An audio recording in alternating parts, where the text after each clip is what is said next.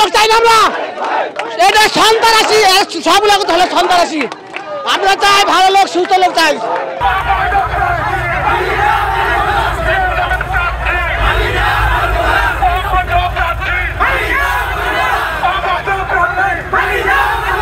শুনেন, আমরা কাউকে চিনি না, নমিনেশন বাতিল করতে হবে, আমরা তারিক ভাইকে টিকিট দিতে হবে।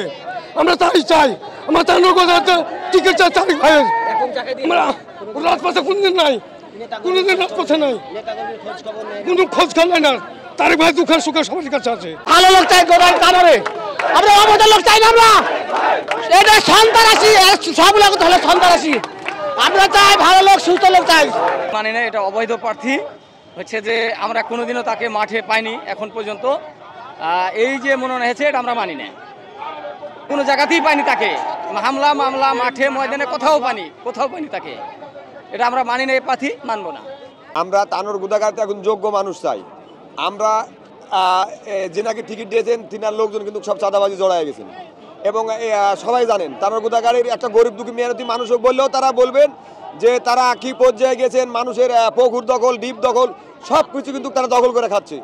আবারও আওয়ামী লীগের সাথে লিয়াজ করে আওয়ামী লীগের লোকজন সব খাচ্ছে। বিএনপির সাধারণ গরিব দুঃখী মেহনতি মানুষ এখনো 18 বছর ধরে যে জুলুম নির্যাতনে ছিলেন তারা এখন পর্যন্ত সেখানে সেই অবস্থানে আছেন। আমরা এই বিএনপির প্রার্থী আমরা চাই না তানোর গুদাগাড়িতে। আমরা এমন একজন সৎ ব্যক্তিকে চাই, সে গরিব দুঃখী মেহনতি সব মানুষের পাশে দাঁড়াবেন। আমাদের নেতা তারেক ভাই যখন ছিল তখন আওয়ামী লীগের সময় তারেক ভাই পেয়েছি আমরা, কিন্তু শরীফ সাহেবকে আমরা পাইনি, কোনোদিনই মাঠে পাইনি, কোনো জায়গাতেই ছিল না। তিনি তো চাকরি করতেন। আমাদের গোদাগাড়ি তানোরের নেতা তারেক ভাই তো আমাদেরকে মামলা থেকে সব জায়গা থেকে বিপদে আপদে টাকা পয়সা খরচ করে সব নেতাকর্মীকে সাহায্য সহযোগিতা করেছে।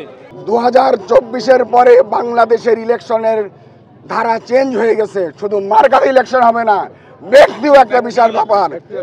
আমাদের দলের বাইরে আমাদের এমন এক শিক্ষায়, এমন এক আদর্শে আমরা বিশ্বাসী।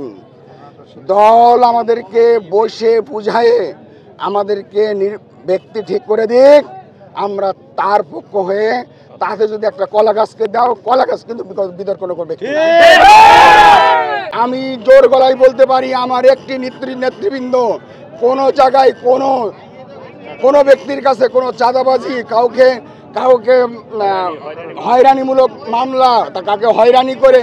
কারণ আপনারা জানেন গোদাগাড়ি তানোরে বাংলাদেশের ভিতরে সবচেয়ে বেশি শিক্ষা প্রতিষ্ঠান। আপনারা খবর নিয়ে দেখেন যে 1 থেকে 3 মাস পর্যন্ত যারা এই 17 বছর যারা চাকরি বাকরি নিয়েছিল, স্কুল কলেজ চেয়ারম্যান মেম্বার, তারা কেউ এই সময় তারা নিজের কার্যালয়ে আসতে পারেনি। বিভিন্নভাবে চাঁদাবাজির মাধ্যমে তাদেরকে আবার পুনঃনিয়োগ দেওয়া হয়েছে এবং তারা কখনোই চায় না যে আবার একটা বিতর্কিত ব্যক্তি এমপি হয়ে আবার তারা তাদের চাকরিকে, তাদের ব্যবসাকে আবার হলো পুনর্বহাল করবে। এই জন্য মুখে এখন কোনো কথা না বললেও ব্যালটে যেয়ে তাদের কথা ইনশাল্লাহ প্রমাণ করে দিবে।